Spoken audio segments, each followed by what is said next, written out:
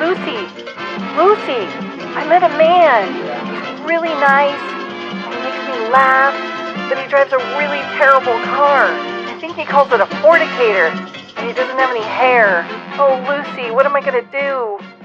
I'm Fred. And I'm Ethel. And we're stronger together. Hi, everybody. Today we're trying a little different format, so be patient with us if it doesn't sound like the rest of them. We didn't write this one out. We're just going to kind of freeform it like bad freeform jazz.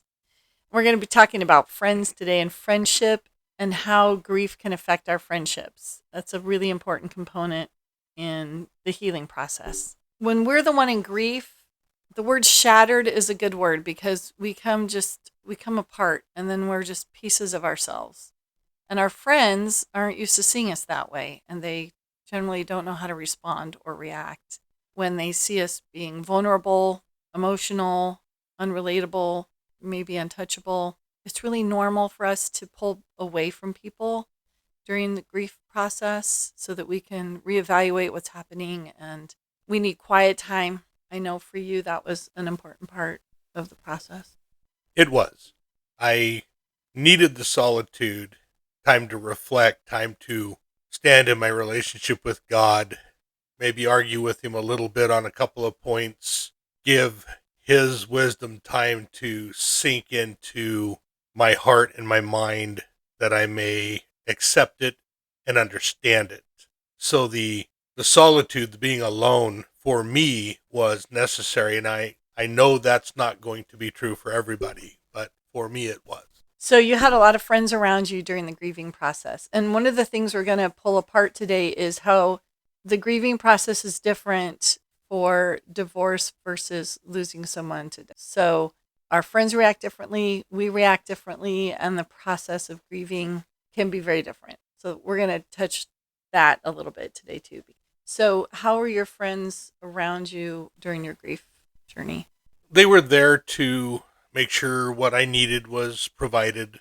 They offered strength, and obviously there were some that really didn't know how to help me or react or respond to me, which I understand because prior to that, I really didn't understand those things. I would not have been, other than whatever you need, let me know, which I would have done. And there was some of that. There were other things.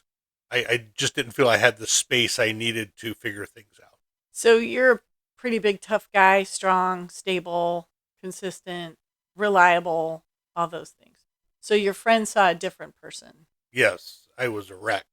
So do you think that they had a hard time relating to you because you were different?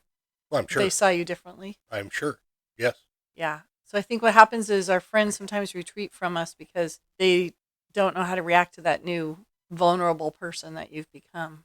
They don't know how to support you, and they don't know how to respond. They've never seen this side of a person before.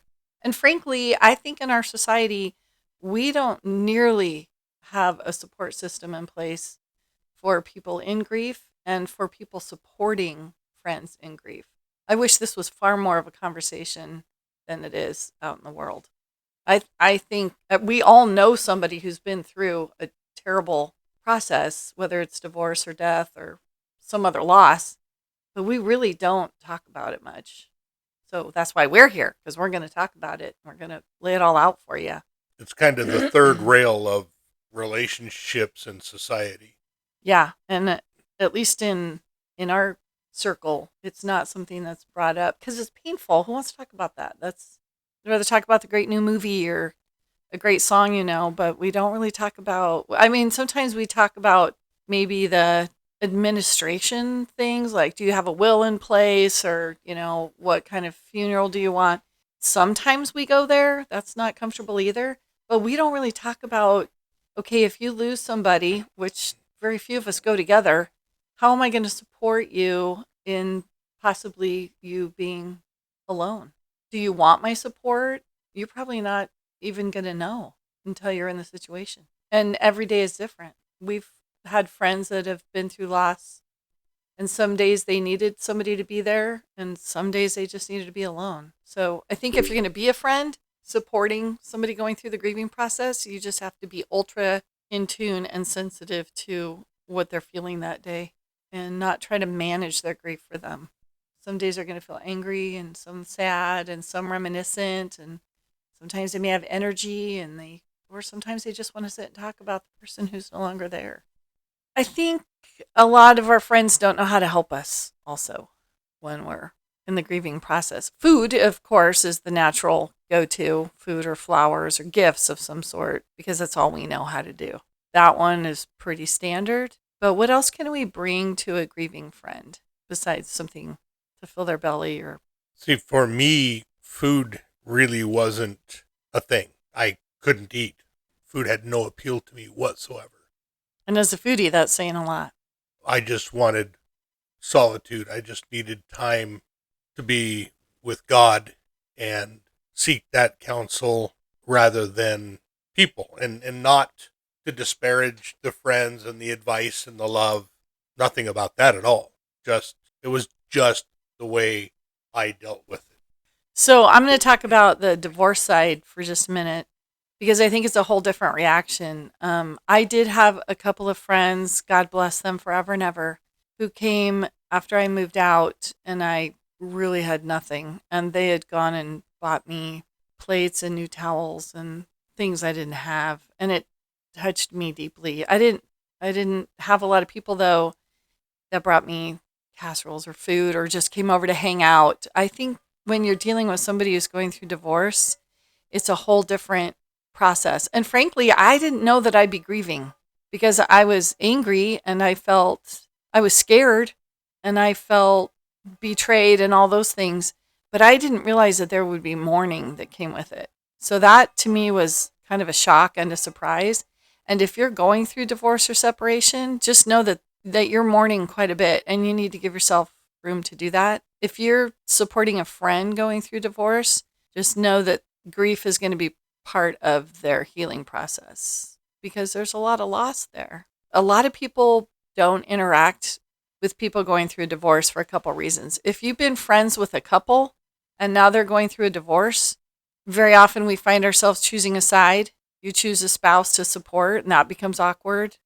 Some people don't want to be around people getting a divorce because they almost feel like it's contagious.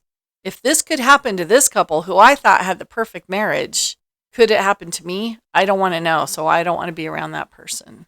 Or maybe it brings up feelings that they have if they've been through a divorce or their parents did and they don't want to revisit those things. So a lot of times you're kind of floating out there by yourself in divorce. There's not a lot of compassion for people going through divorce.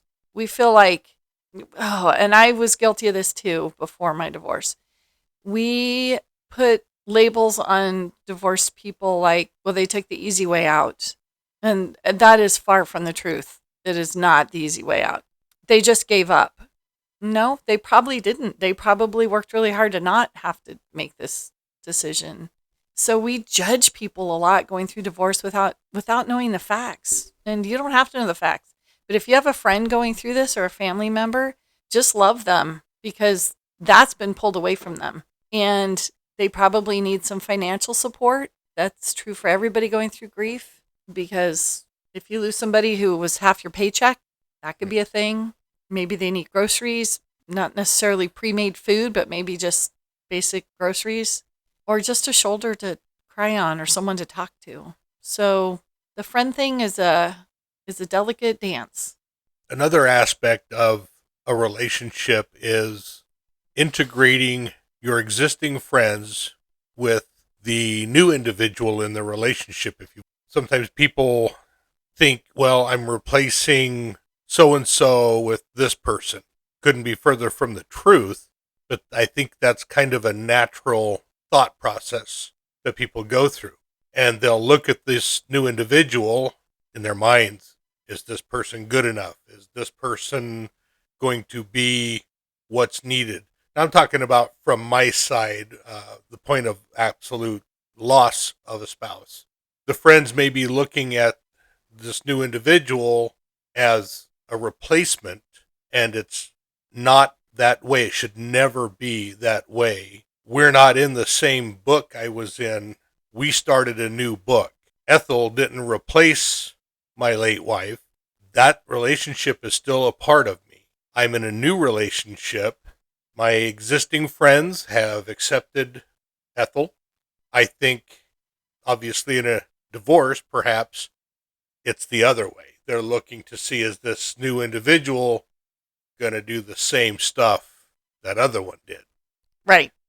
Yeah. In divorce, your friends get very protective of you because they don't want you to be hurt again. They've watched you go through it.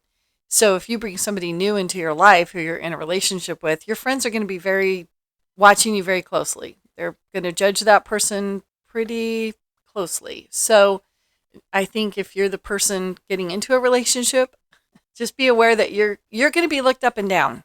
You're going to be questioned, you're going to be watched, you're going to be evaluated, and that's okay. As long as you know that's going to happen and they're not doing that out of any kind of, they're not trying to harm you or discourage you from being in a relationship. They're trying to protect their friend. That's just pretty normal. It's not malice or judgment even. They're just doing exactly that. We've done that.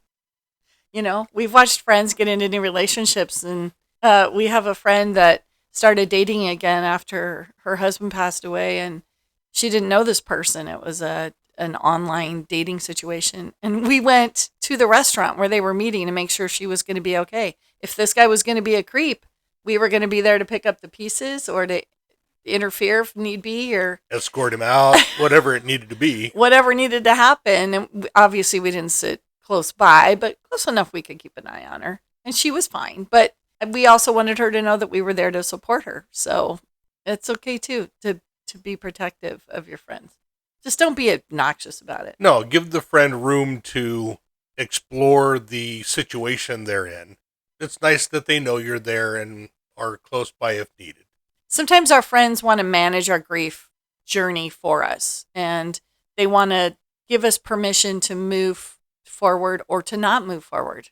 They think we're getting into a relationship too quickly after a loss, or they think we're taking too long to grieve and we should be in a new relationship. But you're the only one that gets to decide that. Your friends don't get to declare to you when and how you're going to move forward. But well-meaning friends can sometimes want to set you up with a friend. Maybe they want to be in a relationship with you if it's somebody who's been interested in you, or they want to rescue you from your grief and they want to create a romantic relationship with you. Did you have that happen to you? Newsflash. Tune in next week when we find out if Fred did in fact get set up, if he thought they were friends that wanted more than just friendship, and perhaps we'll find out why he picked Ethel to be his new companion.